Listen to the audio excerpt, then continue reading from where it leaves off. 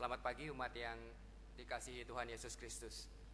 Dalam memperingati kematiannya di kayu salib, marilah kita mempersiapkan hati dan pikiran kita untuk menerima sakramen perjamuan kudus yang bertemakan sudah selesai, dan yang akan dilayani oleh Pendeta Iwan Tri Wahyudi, persembahan pujian oleh paduan suara Mazmur dan Maranatha, pengiring pujian Bapak Taswin Karnadi dan Saudara Niko Irawan, operator LCD Saudara Bambang, lektor 1 Ibu Lili Gunawan, kantor Ibu Titik, lektor 2 Penatua Mulyawan Gunadi. Majelis Jemaat mengucapkan terima kasih atas pelayanannya. Tuhan memberkati pelayanan saudara semua. Wartalisan, renovasi Gedung Samanhudi 30. Sebagaimana telah diwartakan beberapa waktu yang lalu bahwa Majelis Jemaat GKI Samanhudi akan merenovasi lantai 4 Gedung Jalan Samanhudi 30, maka setelah dilakukan tender dan ditentukan pemenangnya, kini panitia pembangunan tiba pada tahap dimulainya renovasi yang rencananya akan dilakukan setelah Paskah, yaitu tanggal 21 April 2014. Pengerjaan renovasi ini akan sedikit mengganggu aktivitas kegiatan umat, terutama sebagian lahan parkir yang akan dipakai untuk material dan peralatan pembangunan. Ada lahan parkir yang berkurang selama pengerjaan renovasi. Untuk tahap awal ini akan dilakukan pembongkaran kondisi yang saat ini. Diperkirakan lamanya renovasi akan berlangsung selama 6 bulan. Kami, Majelis Jemaat dan Panitia Pembangunan memohon maaf sekiranya ada ketidaknyamanan selama proses renovasi. Mari kita dukung dalam doa panitia pembangunan dan para pekerja bangunan agar proses renovasi berjalan dengan baik seperti yang direncanakan. Tuhan memberkati. Demikianlah warta lisan. Mari saudara dengan bangkit berdiri, kita akan memasuki prosesi ibadah kita pada pagi hari ini. Kita mau menyanyikan lagu dari NKB 83, Nun di Bukit yang Jauh.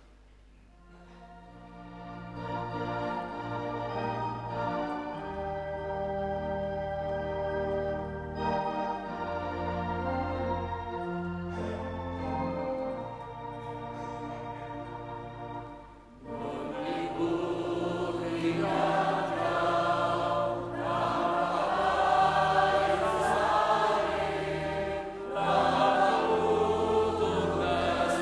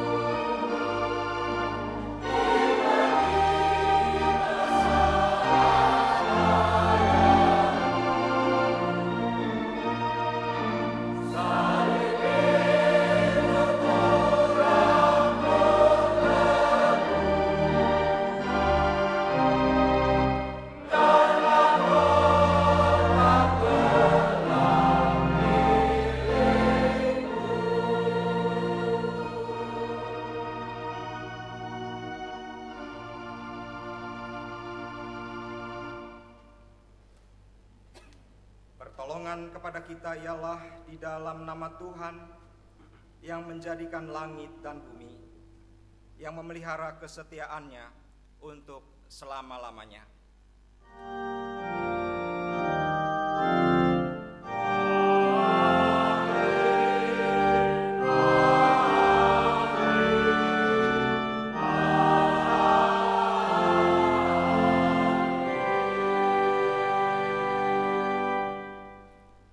Salam sejahtera bagi saudara yang datang dalam nama Tuhan, Tuhan besertamu.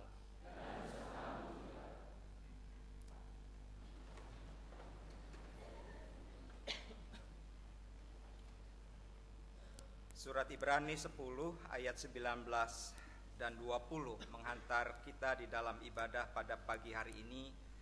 Demikian firman Tuhan.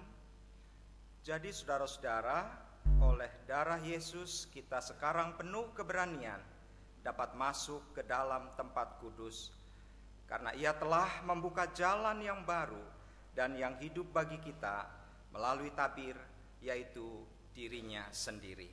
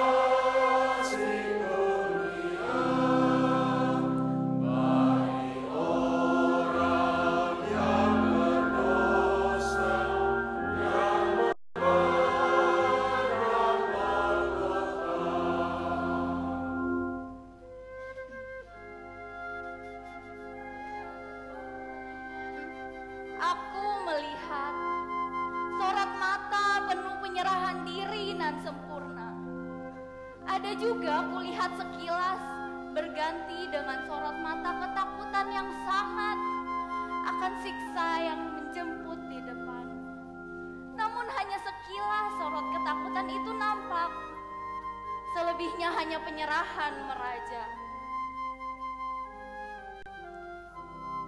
Berikutnya aku saksikan jerit kesakitan yang menyengat ketika cambuk mendarat di kulit. Dan kembali, jeritan-jeritan yang terlontar mengandung penyerahan yang mendalam.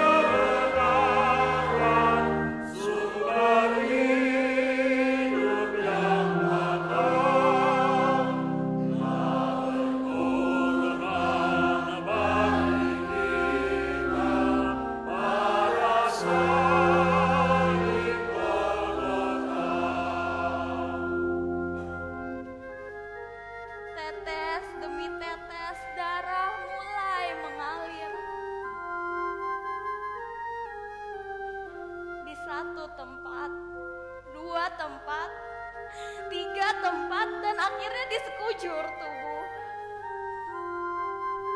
Tetesan darah yang memilukan, dan lagi-lagi penyerahan utuh mewarnai merahnya darah.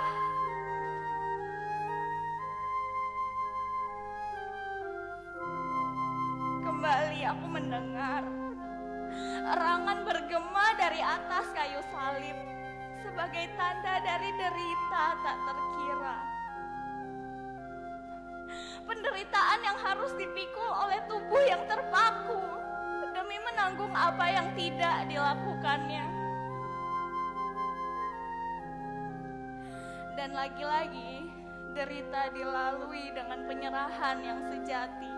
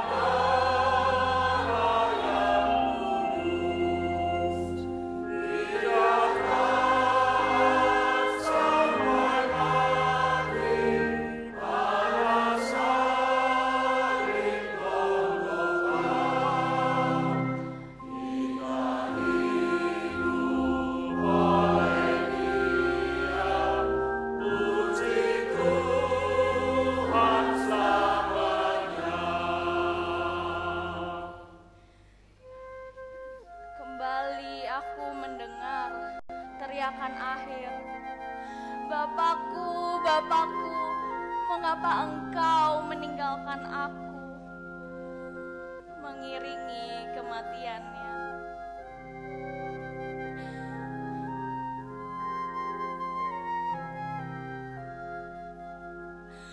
Kematian sebagai karya yang penuh kesakitan tak terhingga. Namun teriakan itu diikuti oleh penyerahan tak tercela. Begitulah penyerahan total.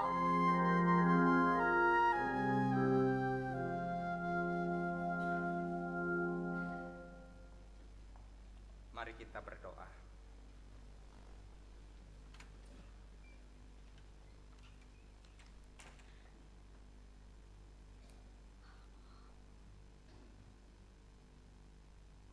Tuhan Yesus, Engkau telah memberikan segalanya bagi kami, orang-orang yang berdosa. Bahkan Engkau harus menanggung penderitaan dunia demi menebus dosa-dosa kami.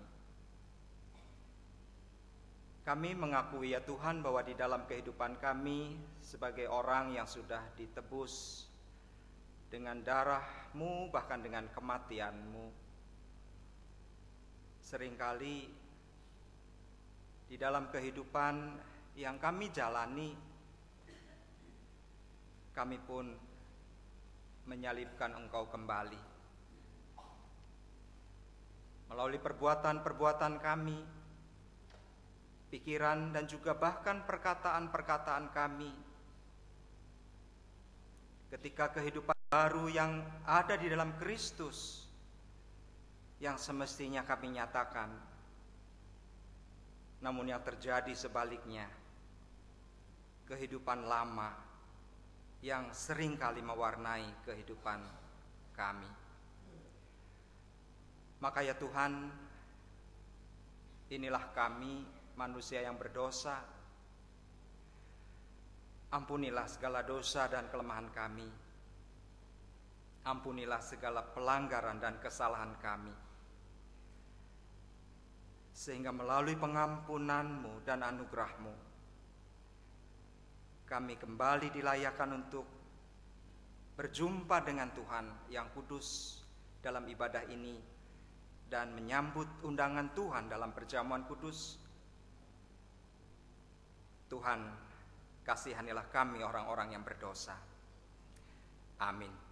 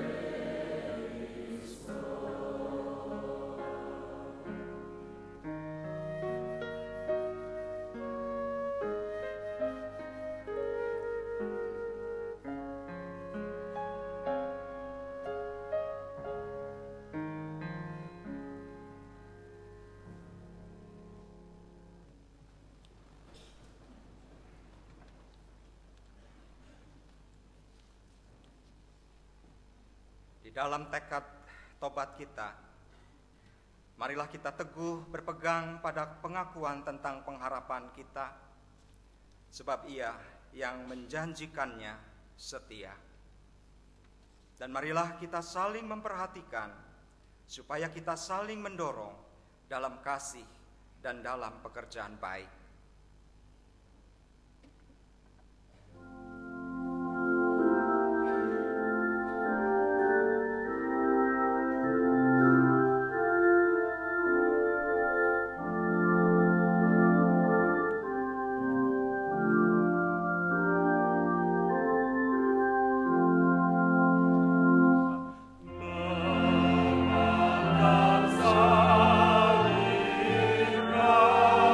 Raja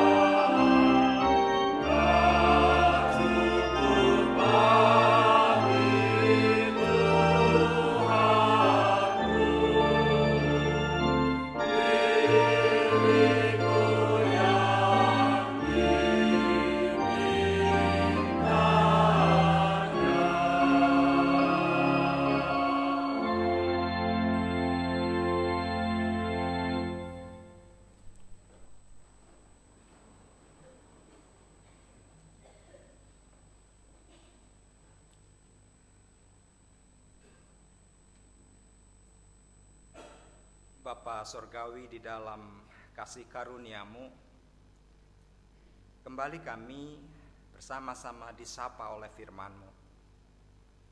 Firman yang meneguhkan, firman yang menegur, dan juga firman yang menghibur. Sapalah kami ya Tuhan dan bersabdalah. Kami siap mendengarkannya. Amin.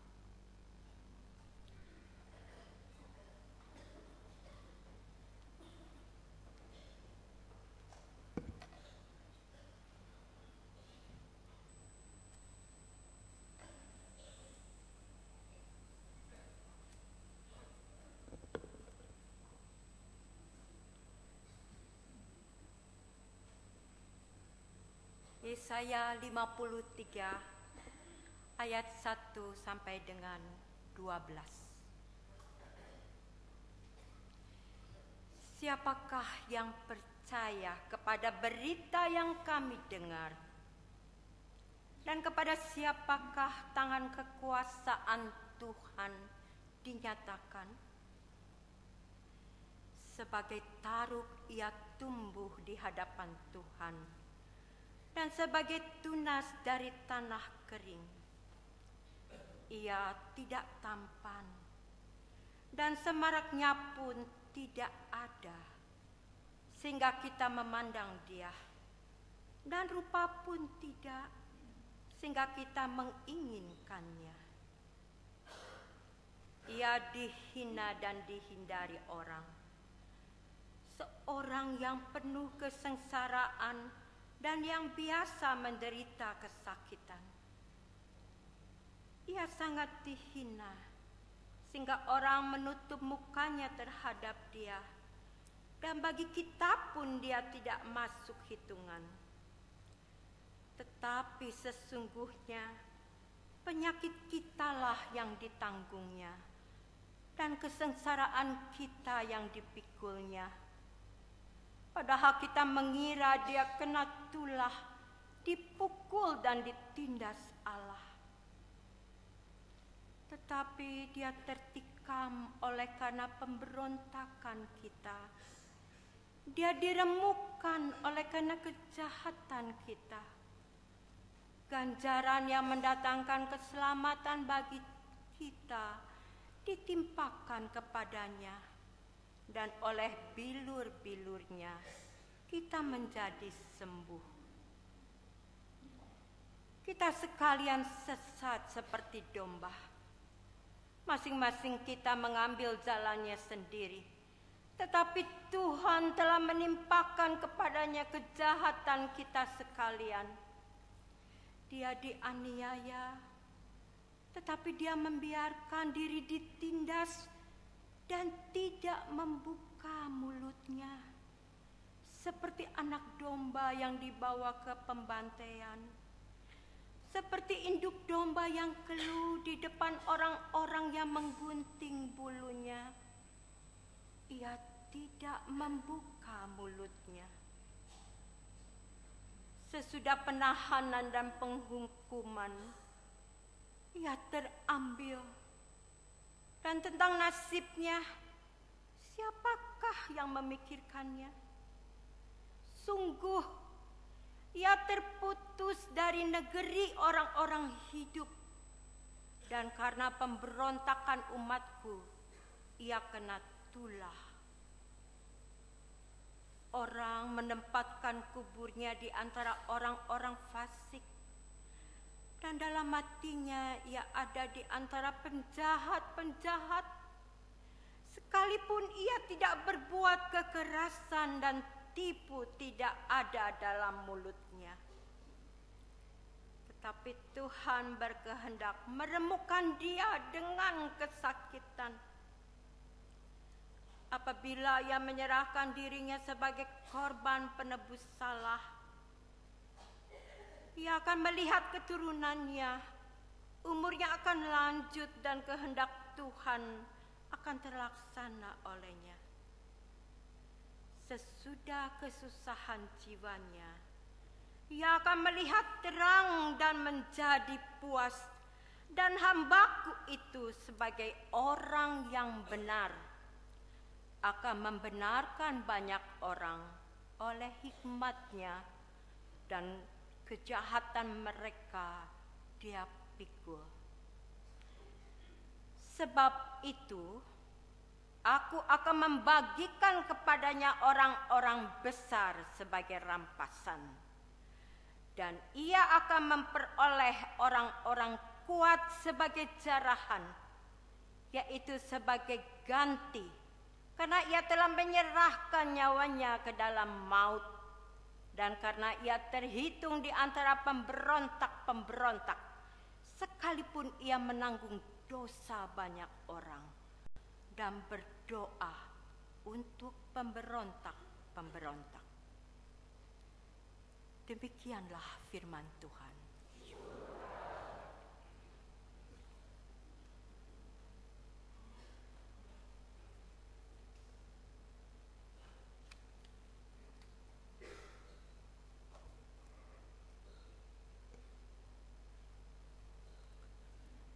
Mazmur 22.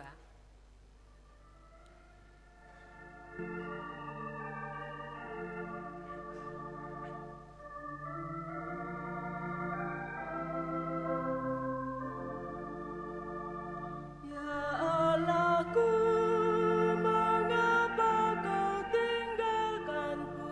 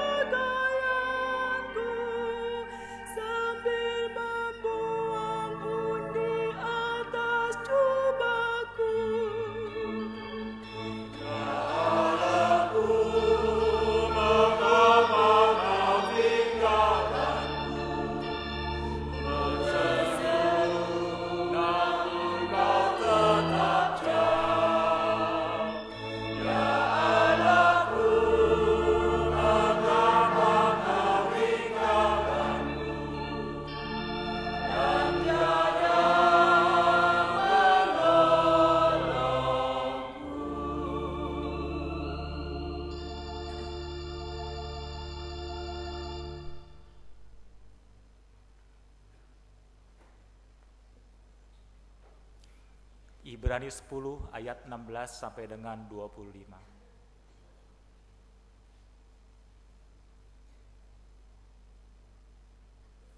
Sebab setelah ia berfirman, inilah perjanjian yang akan kuadakan dengan mereka sesudah waktu itu. Ia berfirman pula, aku akan menaruh hukumku di dalam hati mereka dan menuliskannya dalam akal budi mereka. Dan aku tidak lagi mengingat dosa-dosa dan kesalahan mereka. Jadi apabila untuk semuanya itu ada pengampunan, tidak perlu lagi dipersembahkan korban karena dosa. Jadi saudara-saudara, oleh darah Yesus kita sekarang penuh keberanian dapat masuk ke dalam tempat kudus, karena Ia telah membuka jalan yang baru dan yang hidup bagi kita melalui tabir, yaitu dirinya sendiri.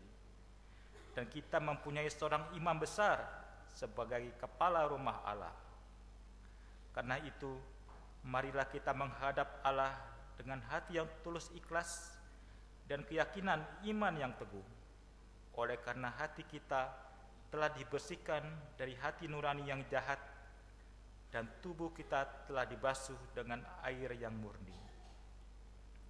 Marilah kita teguh berpegang pada pengakuan tentang pengharapan kita, sebab Ia yang menjanjikannya setia.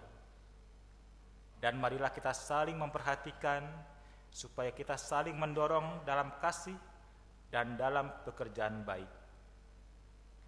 Janganlah kita menjauhkan diri dari pertemuan-pertemuan ibadah kita seperti dibiasakan oleh beberapa orang. Tetapi marilah kita saling menasihati dan semakin giat melakukannya menjelang hari Tuhan yang mendekat. Demikianlah firman Tuhan.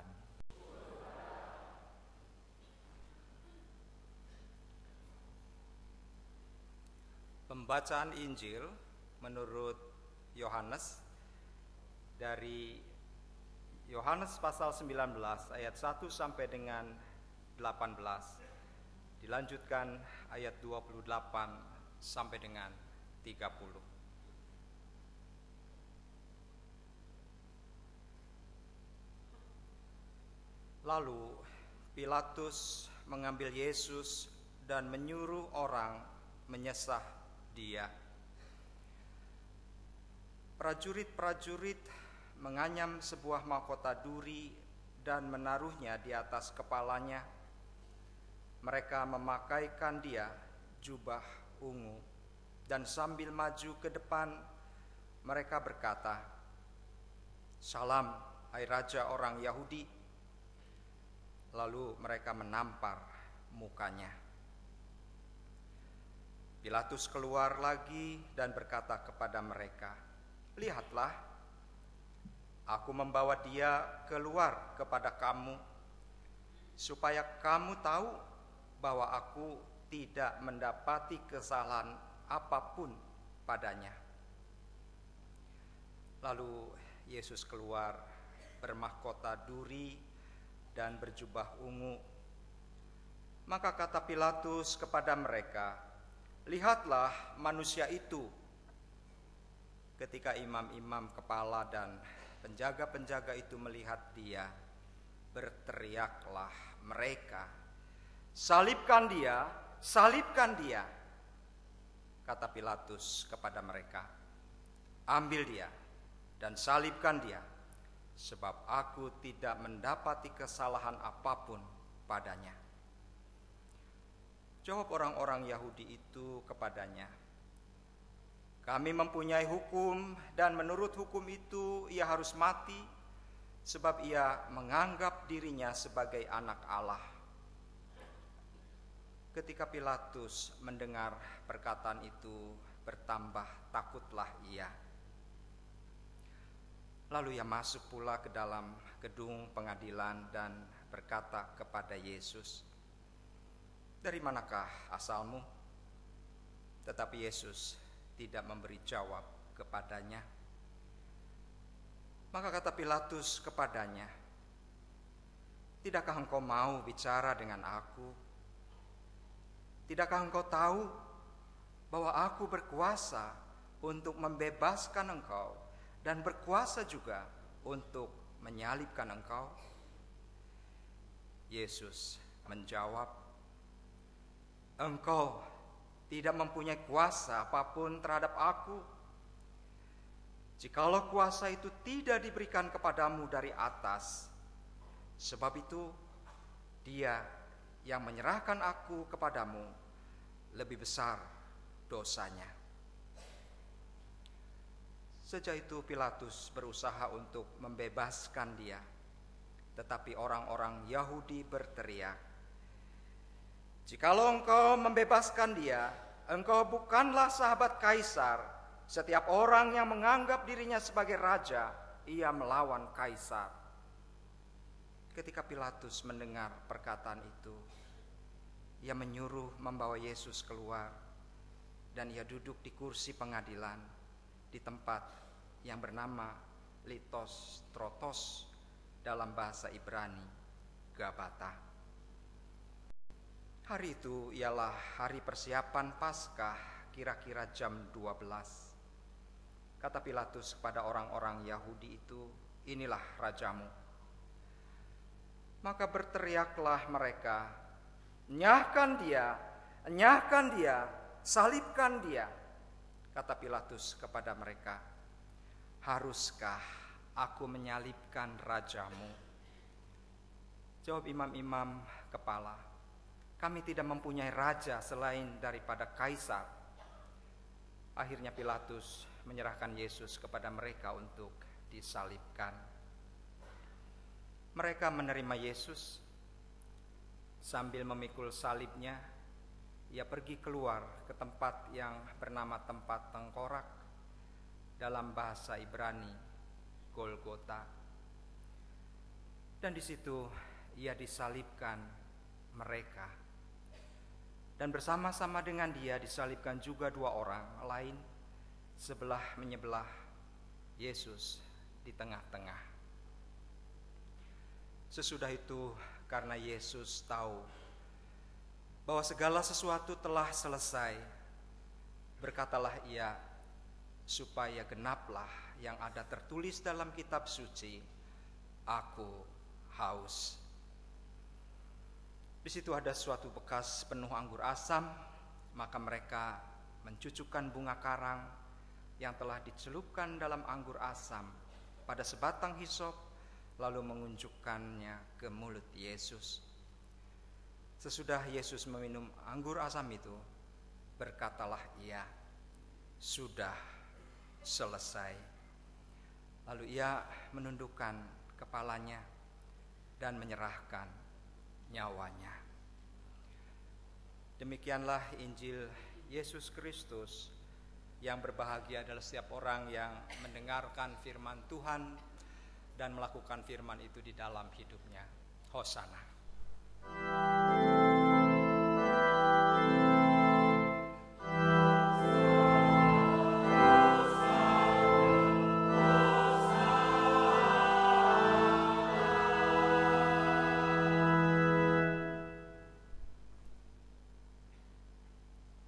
Saudara-saudara yang dikasihi Tuhan,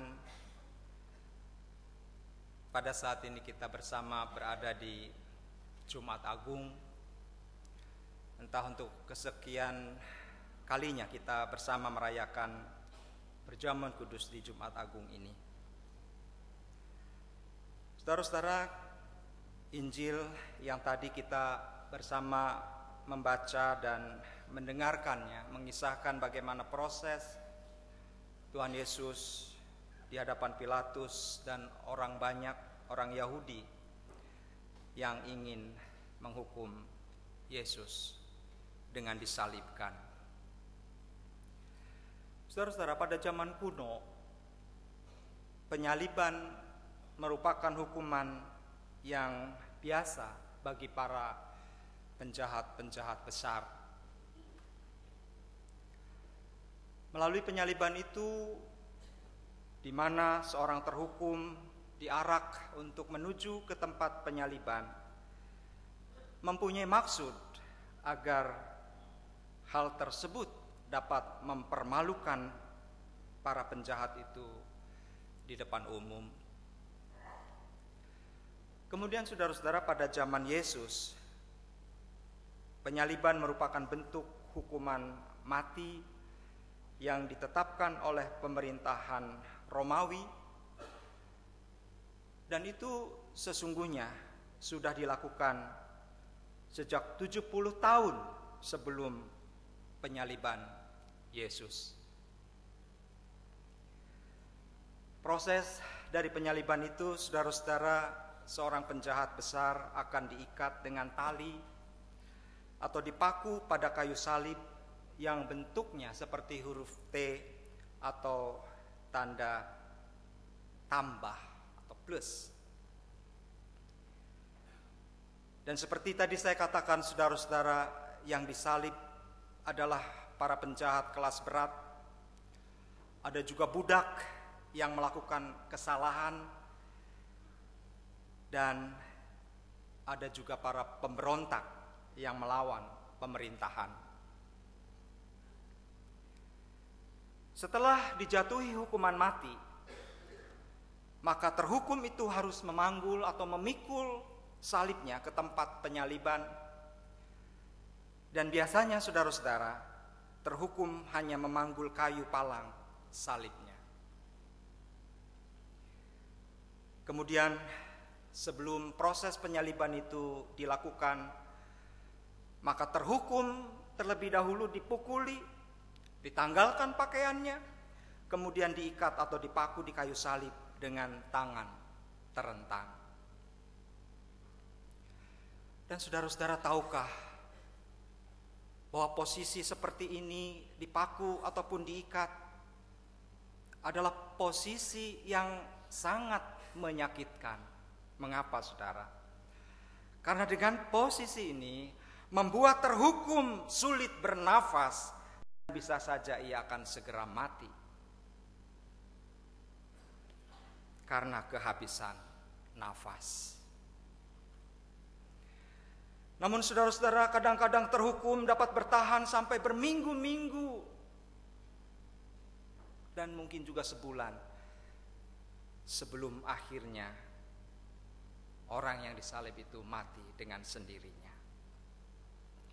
Saudara-saudara, sebagai perbandingan, orang yang melanggar peraturan-peraturan penting dalam hukum agama dan masyarakat Yahudi pada saat itu adalah mereka lebih sering dihukum mati dengan cara dirajam. Apa yang dimaksud dengan hukuman rajam, saudara? Orang yang hendak dihukum mati dengan cara dirajam ini, saudara, diperlakukan oleh sekelompok orang, di mana sekelompok orang itu memaksa sang terhukum itu untuk merebahkan diri. Lalu setelah mereka berada dalam posisi yang rebah itu, orang-orang itu mendorongnya dari atas tebing, jatuh ke bawah tebing. Kemudian orang-orang melemparinya dengan batu-batu yang besar sampai orang yang dihukum rajam itu mati dan badannya terkubur oleh batu-batu itu. Tapi saudara-saudara, pertanyaannya adalah, mengapa Yesus disalib bukan dirajam? Jika Yesus dianggap bersalah karena melanggar hukum Yahudi, ia sebenarnya harus dirajam sampai mati, bukan disalib, karena dia sesungguhnya tidak memberontak kepada Kaisar Romawi yang waktu itu menjajah Yahudi atau orang Israel.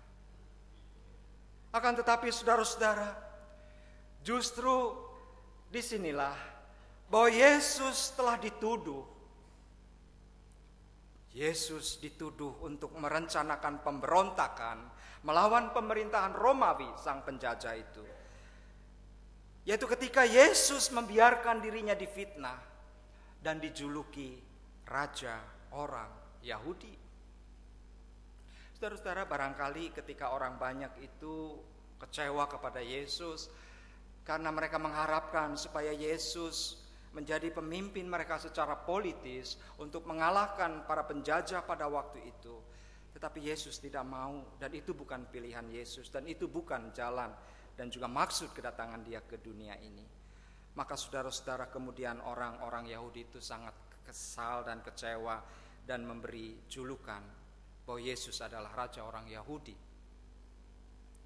Kalau saudara perhatikan, di salib itu di atas kepala Yesus yang tersalib ada tulisan INRI. INRI ini gabungan dari 3 bahasa, Arami, Latin, dan Ibrani. Dikatakan di sana INRI, singkatan dari Yesus Nazarenus Rex Judaeorum. Yesus orang Nazaret, raja orang Yahudi. Itulah saudara tuduhan yang diberikan kepada Yesus, dan tuduhan itu ditempelkan di salib itu. Dan itulah alasan mengapa dia disalib, karena dia dianggap sebagai pemberontak.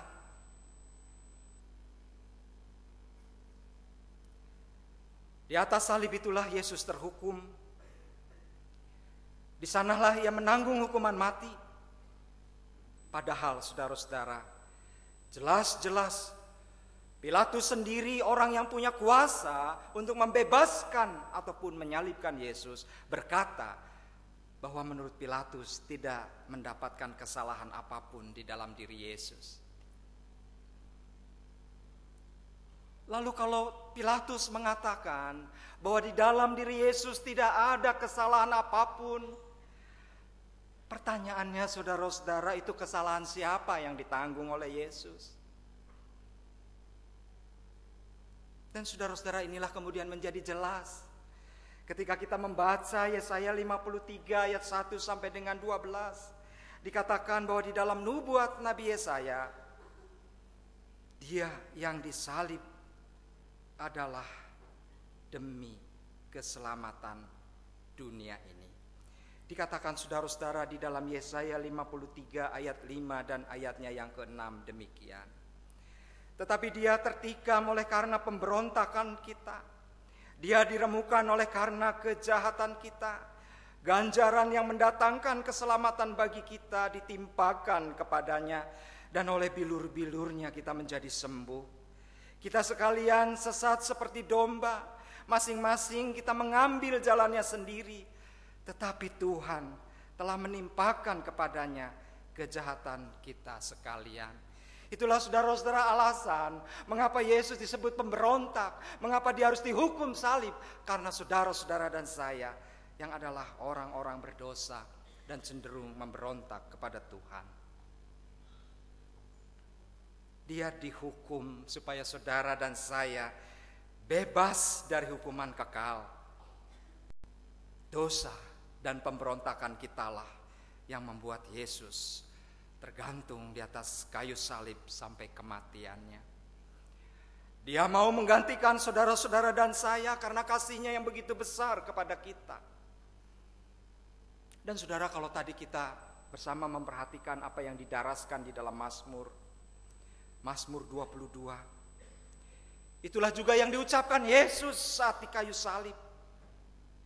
Sesudah itu, karena Yesus tahu bahwa segala sesuatu telah selesai, berkatalah ia supaya genaplah yang ada tertulis dalam kitab suci, aku haus.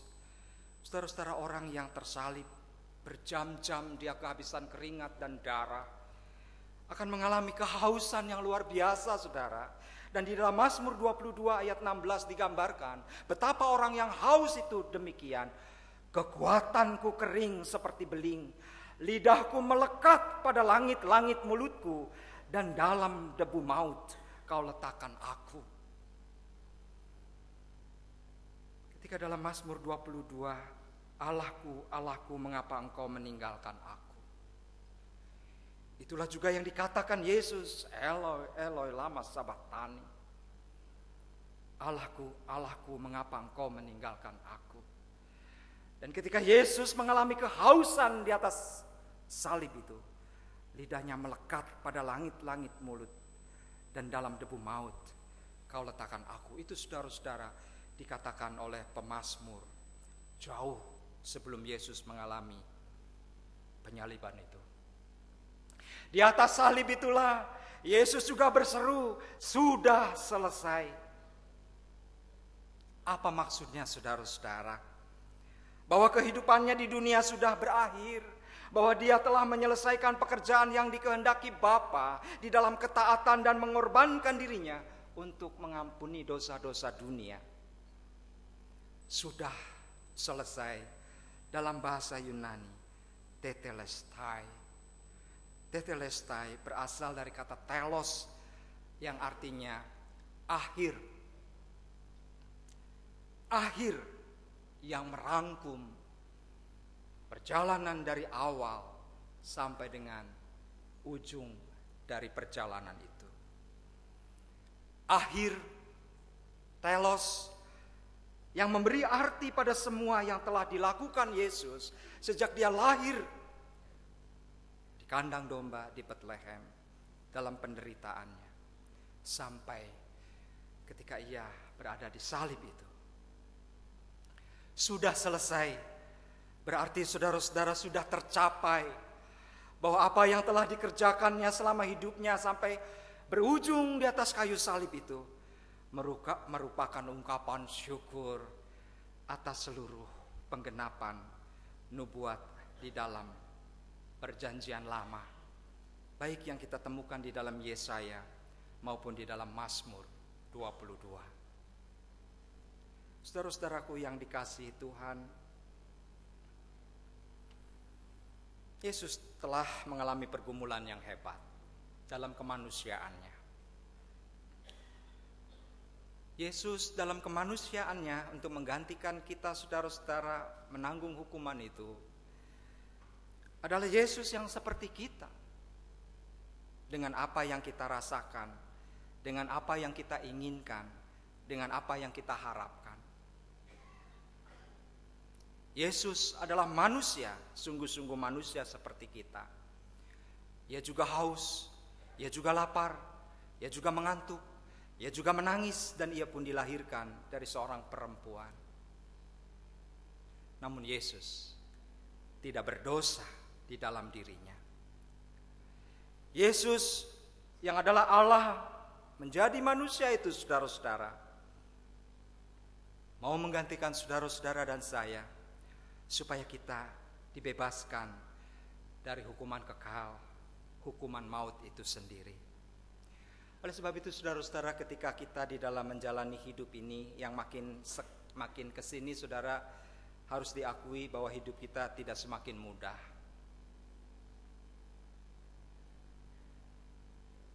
Ada banyak pergumulan-pergumulan yang kita jumpai, dan saya selalu katakan, kalau kita ikut Tuhan, saudara, ikut Tuhan Yesus, tidak berarti kita steril dari segala persoalan dan penderitaan hidup. Kita tidak bisa steril dari pergumulan-pergumulan ini, sebagaimana Yesus juga mengalami pergumulan-pergumulan itu. Barangkali saudara-saudara sedang mengalami pergumulan di dalam keluarga, di dalam pekerjaan. Ada pula di antara saudara yang masih bergumul untuk mendapatkan teman hidup, bahkan juga mengalami sakit penyakit yang tidak juga sembuh, atau mungkin kesulitan ekonomi, kesulitan-kesulitan lain yang seringkali menekan kita, dan seringkali kita berseru, "Allahku, Allahku, mengapa Engkau meninggalkan aku?" Seakan Tuhan tidak hadir dalam hidupku. Namun saudara-saudara, ketika beban berat itu menekan, pandanglah ke arah salib. Lihatlah Yesus dengan segala penderitaannya, bahwa di dalam ketaatannya Yesus telah menyelesaikan tugas penebusan dosa manusia dan dosa dunia. Jika Yesus telah sedemikian rupa berkorban bagi kita, maka Dia pun akan peduli kepada kita, kepada saudara-saudara dan saya, bagaimanapun pergumulan dan keadaan kita. Amin.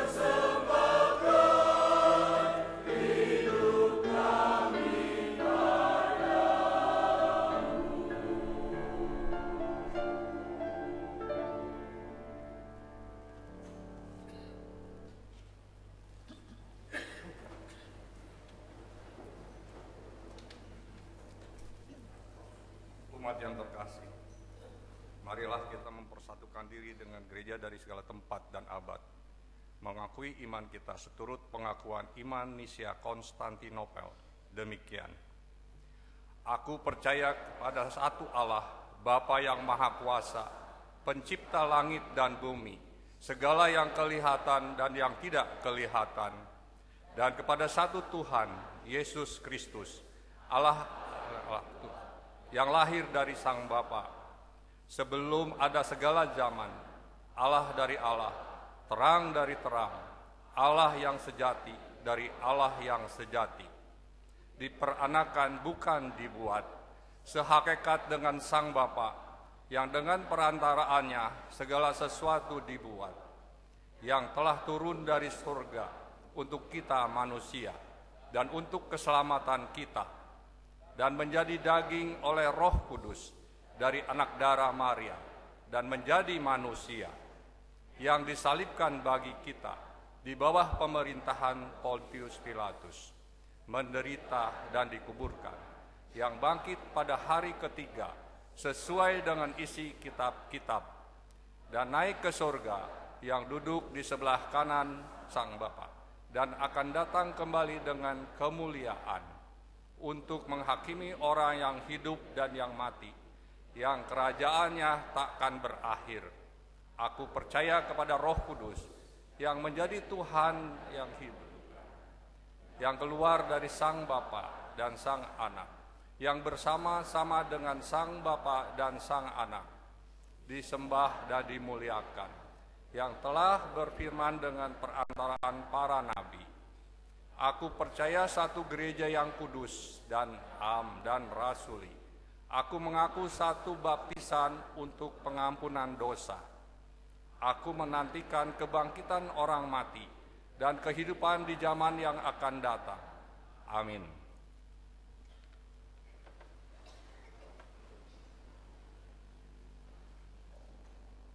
Saudara, mari kita satu di dalam doa.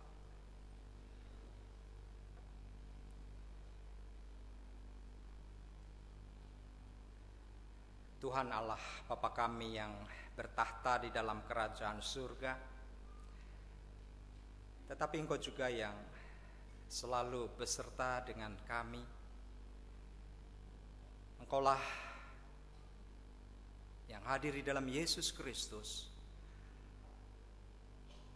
datang ke dunia untuk menjadi sama dengan manusia dan untuk menyelamatkan kami, orang-orang yang berdosa.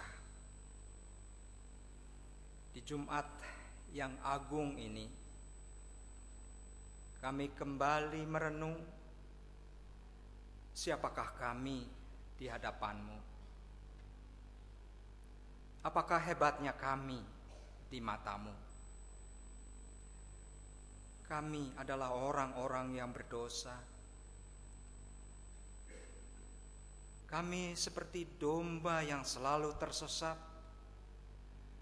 Bahkan kami adalah pemberontak-pemberontak yang selalu melawan Allah melalui perbuatan, perkataan, dan pikiran kami yang tidak taat kepadamu. Dan kami memilih jalan kami sendiri yang cenderung berdosa. Tuhan, kami mengucap syukur untuk segala kebaikan dan kemurahan-Mu.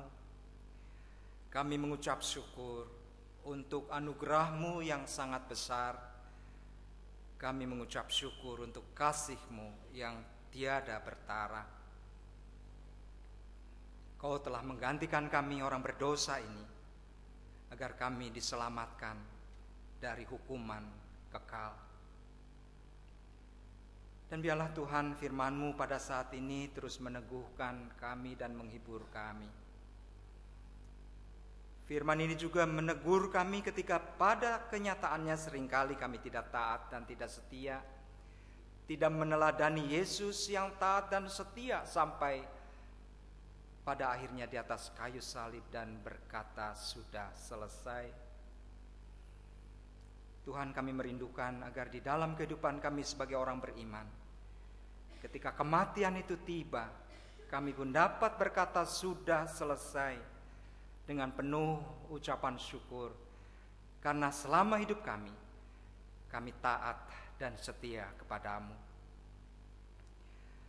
Bapa yang Maha Kasih, pada saat ini kami ingin menaikkan doa syafaat kami. Kami berdoa bagi gereja Tuhan di tempat ini, di mana kami menjadi bagian dari gereja ini. Biarlah Tuhan kiranya Engkau terus memberkati jemaat Tuhan di tempat ini, untuk segenap program, untuk segenap kegiatan. Biarlah semuanya mendatangkan kemuliaan bagi nama Tuhan. Dan pada saat ini kami ingin berdoa secara khusus bagi rencana pembangunan renovasi gedung di Jalan Samanhudi nomor 30 di lantai 4 yang akan berlangsung mulai hari Senin nanti.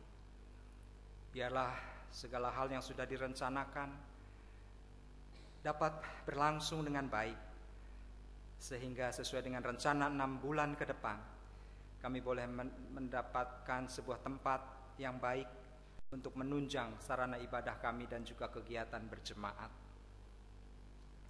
Kami berdoa untuk panitia, untuk orang-orang yang terlibat di dalam pembangunan ini. Biarlah Tuhan berikan hikmat dan berkat marifat dari Engkau, sehingga mereka dapat menyelesaikan semuanya dengan baik. Dan bagi kami sekalian Tuhan, biarlah kami juga menjadi bagian dari proses itu, melalui persembahan diri kami maupun persembahan yang boleh kami berikan kepada Tuhan melalui gereja di tempat ini. Kami pun berdoa bagi aksi puasa yang akan berakhir, dan biarlah dana yang terkumpul itu pun boleh menjadi saksi bahwa di dalamnya kami dapat berbagi kepada saudara-saudara kami yang membutuhkan pertolongan di pedalaman Kalimantan maupun juga di Sinabung yang menjadi korban Gunung Sinabung. Biarlah Tuhan kiranya Engkau memberkati segenap apa yang sudah kami kumpulkan. Dan pada akhirnya kami ingin berdoa juga bagi kehidupan kami masing-masing di dalam segenap pergumulan kami ya Tuhan. Kami percaya bahwa Tuhan tidak pernah meninggalkan kami dalam keadaan apapun. Kami berdoa juga bagi bangsa dan negara kami dalam proses pemilu legislatif yang terus berlangsung sampai penghitungan final. Biarlah semuanya berjalan dengan aman dan tertib, dan juga pemilu presiden di bulan Juli, biarlah semuanya juga terjadi di dalam damai sejahtera Tuhan. Terima kasih, kami berseru dan berdoa di dalam nama Tuhan Yesus yang mengasihi kami dan yang kami kasihi. Amin.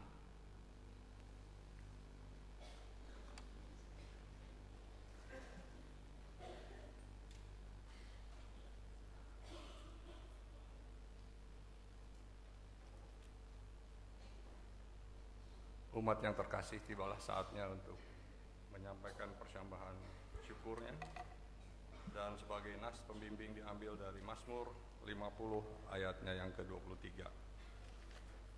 Siapa yang mempersembahkan syukur sebagai korban, ia memuliakan aku. Siapa yang jujur jalannya, keselamatan yang dari Allah akan kuperlihatkan kepadanya.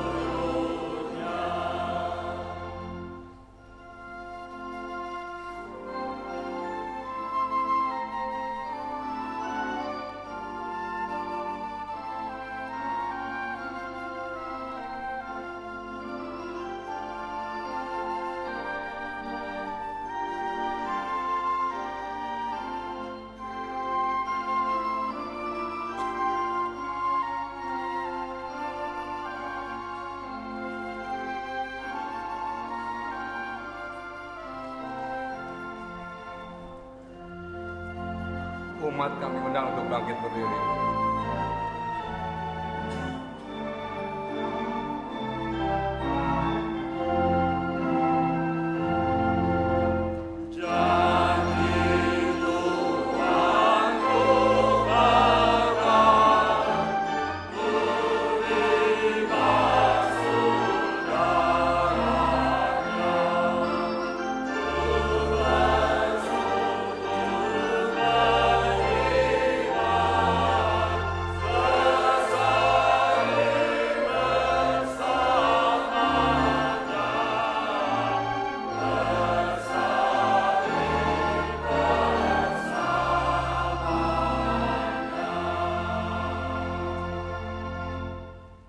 Mari kita berdoa. Ya Tuhan, Bapa di dalam surga, kami naikkan puji syukur ya Tuhan, di mana pada hari ini kami hadir di hadirat-Mu dan membawa persembahan syukur kami. Tuhan kuduskan, dan biarlah juga tangan-tangan yang mengelolanya Engkau berkati, sehingga semua ini hanya untuk kemuliaan dan pelebaran kerajaan-Mu di muka bumi ini. Terima kasih ya Bapa, di dalam nama Kristus kami naikkan doa ini. Amin.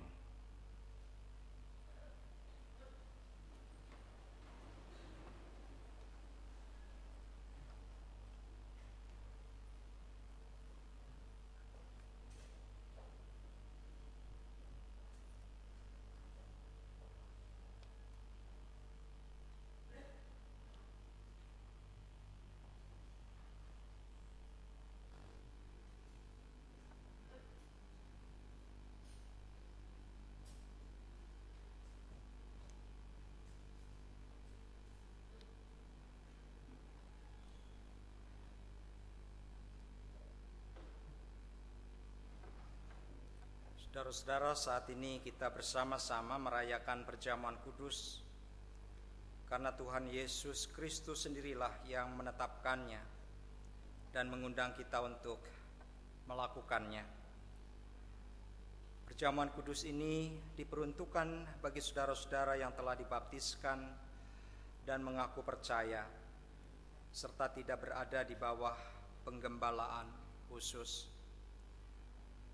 Kami juga dengan penuh sukacita menyambut saudara-saudara yang berasal dari gereja lain yang bersedia dan siap untuk merayakan perjamuan kudus bersama dengan kami di sini pada saat ini. Agar perjamuan kudus ini sungguh-sungguh menjadi berkat bagi kita, selayaknya lah kita memeriksa diri kita masing-masing di hadapan Tuhan. Apakah kita hidup dalam damai dengan Allah? Apakah kita hidup dalam damai dengan sesama kita, dengan istri atau suami, dengan orang tua, mertua, atau anak, dengan saudara-saudara, dengan teman dan tetangga, dan dengan siapapun yang kita jumpai dalam kehidupan kita. Di dalam ketidaksempurnaan kita percaya Allah menyucikan kita dari segala dosa kita, membarui hidup kita, memampukan kita untuk mempersaksikan kasih Kristus melalui hidup kita, dan melayakkan kita untuk merayakan perjamuan kudus saat ini. Marilah kita mengarahkan hati kepada Tuhan. Marilah kita bersyukur kepada Tuhan Allah kita. Mari kita berdoa. Kami bersyukur ya Tuhan, Engkau telah memberikan kepada kami anugerah pengampunan dosa. Engkau juga telah memberikan kepada kami anugerah kesehatan dan kekuatan yang memungkinkan kami datang ke rumah-Mu untuk menyambut undangan Tuhan dalam perjamuan kudus yang suci ini. Layakan kami ya Tuhan, dan biarlah melalui perjamuan kudus ini kami selalu diingatkan betapa kasih Tuhan begitu besar untuk kami semua. Amin.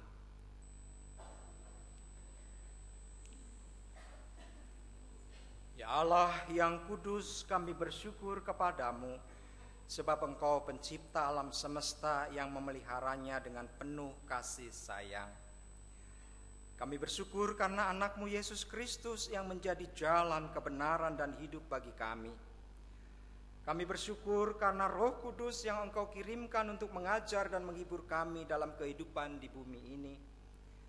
Kemuliaan-Mu kami agungkan dalam paduan suara bersama para malaikat yang tak henti-hentinya menyanyi, Kudus, kuduslah.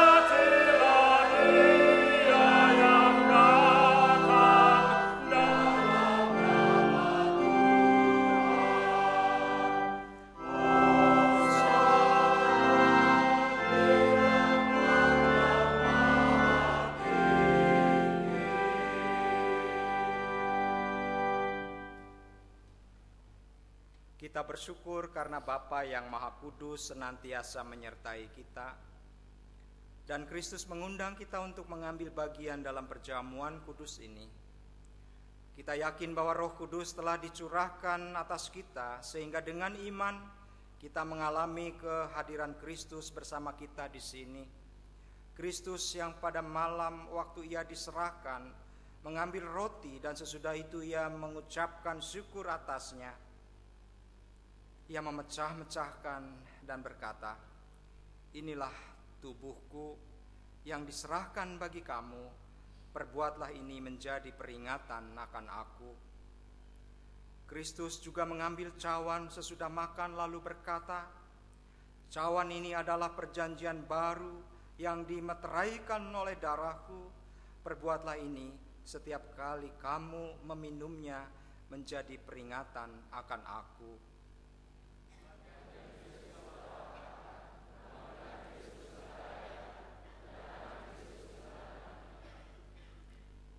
Pada saat ini kita hadir dalam peristiwa karya kasih Allah yang menyelamatkan dunia.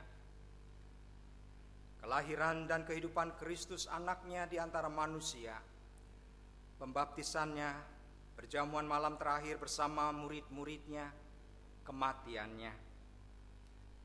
Kita memberitakan kebangkitan Kristus dan kenaikannya ke surga dalam kemuliaan di mana Ia berdoa bagi dunia. Kita merindukan kedatangan Kristus kembali pada akhir zaman untuk menggenapi segala sesuatu.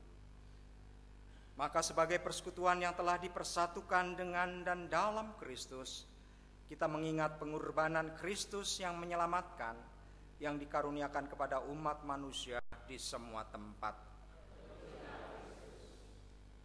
Ketika kita mengambil bagian dalam perjamuan kudus ini, Roh Kudus menolong kita sehingga kita dipersatukan dalam Kristus menjadi satu tubuh dan satu roh dan menjadi persembahan yang hidup bagi Allah. Melalui Kristus, dengan Kristus, dan di dalam Kristus, semua hormat dan kemuliaan bagi Allah Bapa dalam persekutuan dengan Roh Kudus sekarang dan selamanya. Mari kita bersama-sama mengucapkan doa Bapa kami. Bapa kami yang ada di surga, dikuduskanlah namamu, datanglah kerajaanmu, jadilah kehendak-Mu di bumi seperti di surga. Berikanlah kami pada hari ini makanan kami yang secukupnya, dan ampunilah kami akan kesalahan kami, seperti kami juga mengampuni orang yang bersalah kepada kami. Dan janganlah membawa kami ke dalam pencobaan, tetapi lepaskanlah kami dari yang jahat. karena Engkau lah yang punya kerajaan dan kuasa dan kemuliaan sampai selama-lamanya. Amin.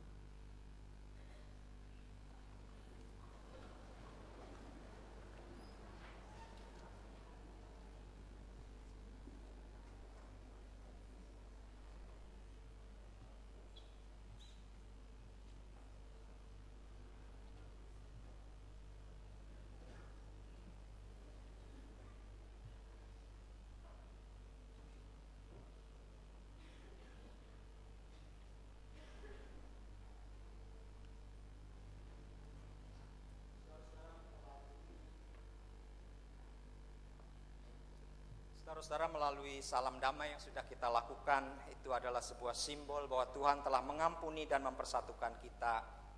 Oleh karena itu, marilah kita hidup di dalam pengampunan. Damai Tuhan besertamu.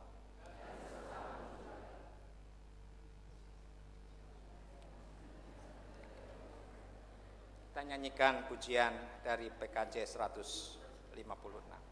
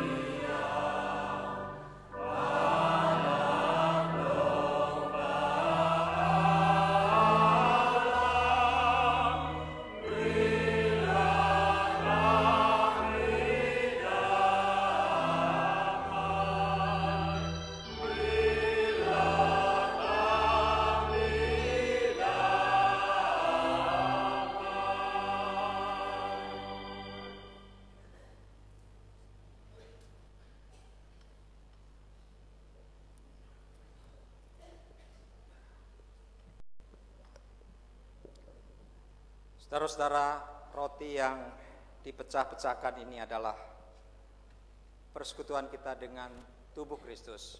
Ambillah.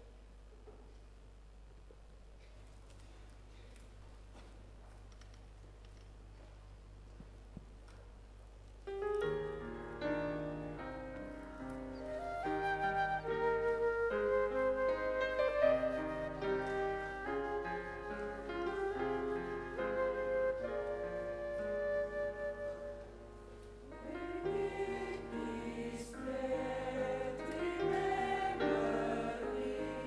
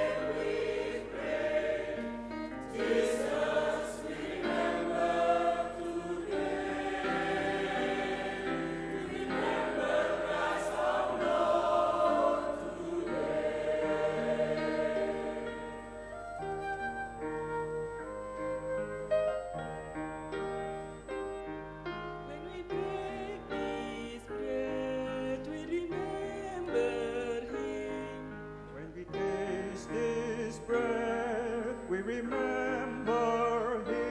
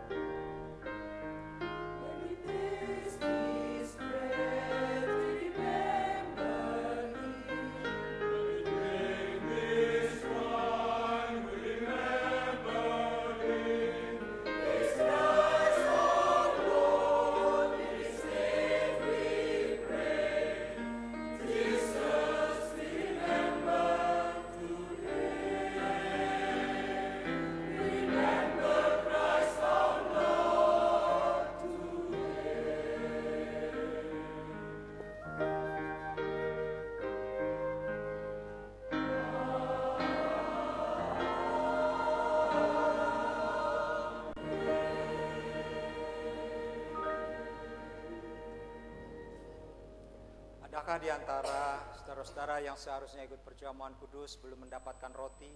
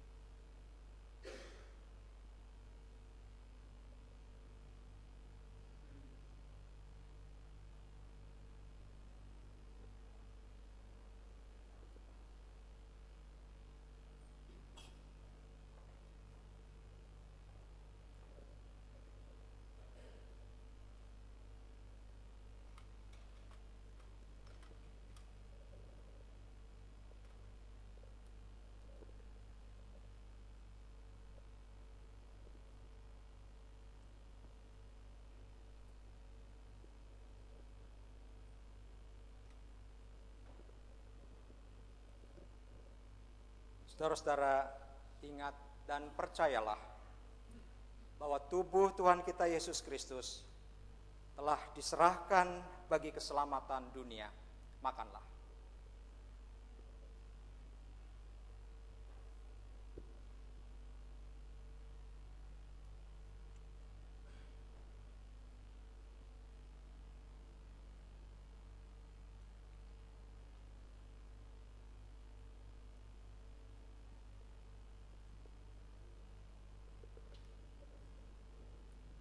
Cawan minuman syukur adalah persekutuan dengan darah Kristus. Ambillah.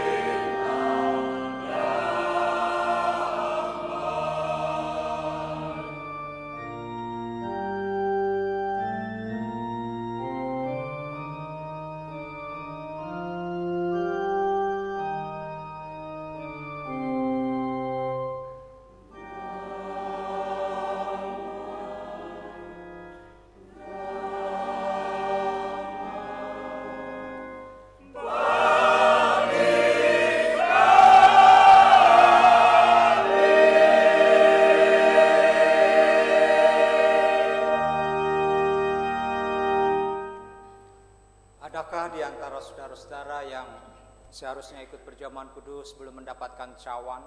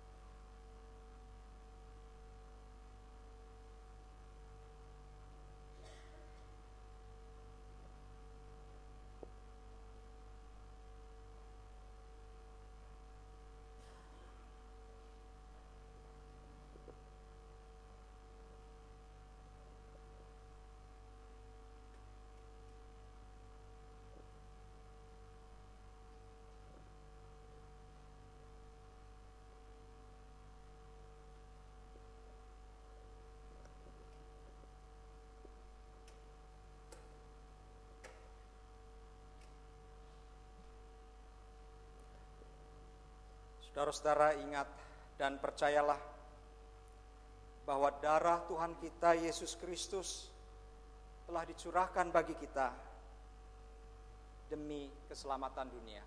Minumlah.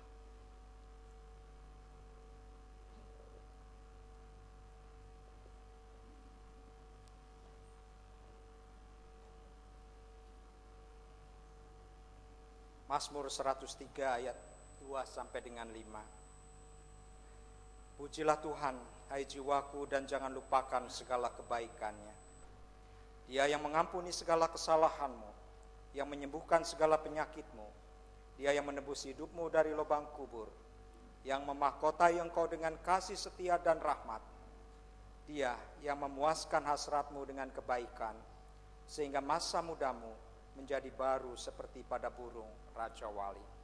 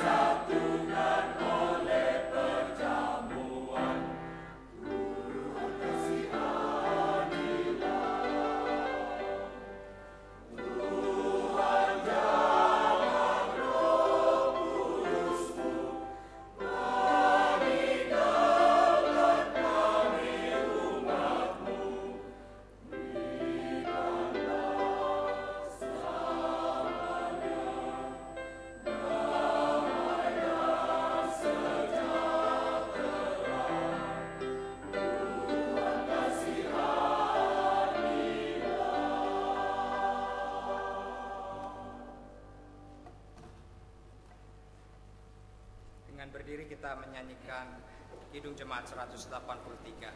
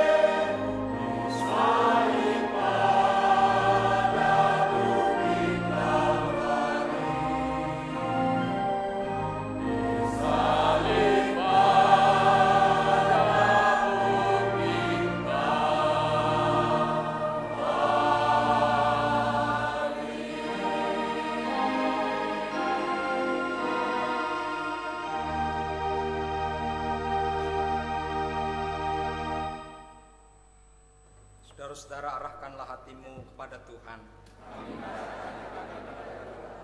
Jadilah saksi Kristus. Terpujilah Tuhan. Sekarang pulanglah dalam damai sejahtera dan terimalah berkat Tuhan. Tuhan memberkati engkau dan melindungi engkau. Tuhan menyinari engkau dengan wajah-Nya dan memberi engkau kasih karunia. Tuhan menghadapkan wajah-Nya kepadamu dan memberi engkau damai sejahtera. Hosana.